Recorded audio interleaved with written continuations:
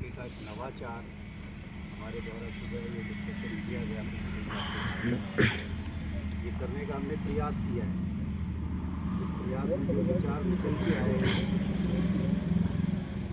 सराहनीय रहे। महत्वपूर्ण चीज़ ये है कि जो आज विषय जो रखा गया है आपका, और उस विषय में आप देखेंगे गौर से और गहराई से, तो सबसे पहले उसमें संविधान का लिखा गया,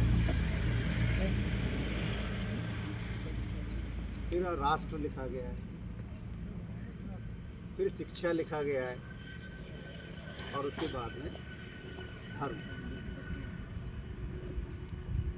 मैं सिर्फ जानकारियों के आधार पर, तथ्यों के आधार पर बोलने के बजाय जो मेरी अपनी समझ, एक मौलिक चिंतन जो इन शब्दों के बारे में निकलता है कई बार, वो मैं आप सबके साथ यहाँ साझा करूँगा। और वाल्टेयर एक बहुत बड़े विद्वान चिंतक थे, उन्होंने कहा है कि हो सकता है मैं आपके विचारों से सहमत ना हूँ, तो फिर भी मैं आपके विचार प्रकट करने के अधिकारों की सम्मान करता हूँ और रक्षा करता हूँ। और यही विचारक की और दार्शनिक की मौलिकता होती है। और कई बार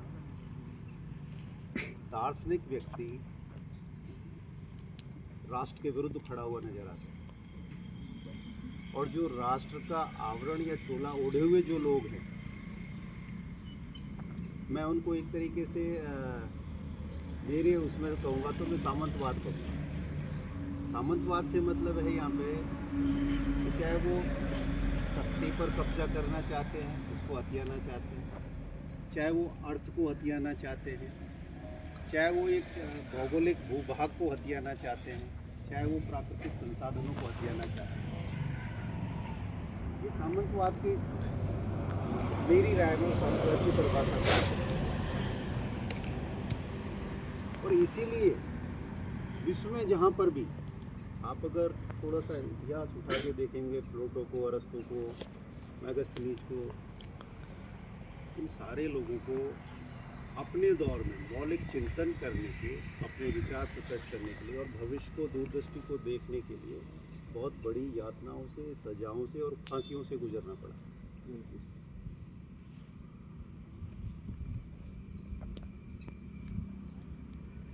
संविधान विधानों का, नियमों का एक ऐसा दस्तावेज है जिसे वहाँ का जनमानस या एक समुदाय, मानव समुदाय, वो स्वीकार करता है कि हम इसकी देख रेख में हमारे देश की शासन व्यवस्था को चलाएं।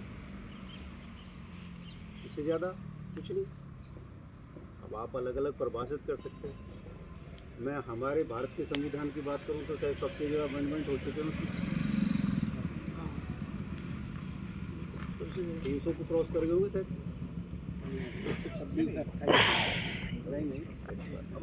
हाँ हाँ नहीं भैया सर, 128 बार रखा गया है, 106 बार पास हुआ।